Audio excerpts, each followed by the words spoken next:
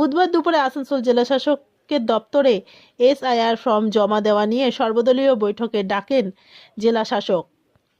বৈঠকের পর জেলাশাসক এস পুণ্যবালাম জানান, আজ পর্যন্ত 23 লক্ষ ভোটারের মধ্যে 15 লক্ষ ভোটারের এনুমারেশন ফর্ম জমা পড়েছে এবং সব রাজনৈতিক দলের নেতৃত্বকে বলা হচ্ছে শেষ দিনের অপেক্ষা না করে 1 তারিখের মধ্যে সমস্ত ফর্ম জমা করার চেষ্টা করতে হবে।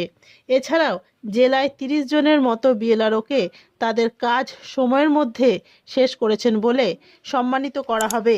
তার মধ্যে কয়েকজনকে বুধবার সম্মানিত করা হয়েছে। Green Asansol, clean Asansol. আজকে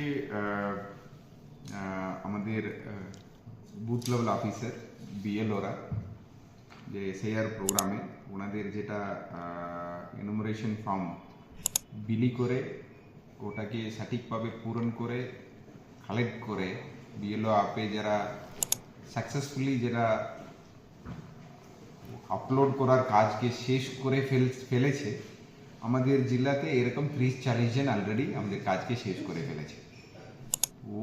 ওর মধ্যে থেকে আমরা কয়েকজনকে, যেখানে আমাদের আসানসোলের আর বারাবাণী থেকে কয়েকজনকে আমরা আজকে এখানে ডাকা হয়েছিল ওদেরকে সম্মানিত করার জন্য। আর আমাদের এই প্রোগ্রামে প্রায় এখন পর্যন্ত 23 লক্ষ ভোটারদের মধ্যে 15 লক্ষ আমরা ফর্ম কালেক্ট করে অলরেডি বিএলও আপে বিএলওরা ডিজিটাইজ করে ফেলেছে 15 লক্ষ। সো এটা বাকিটা আমরা অনুরোধ সবাইকে করেছি।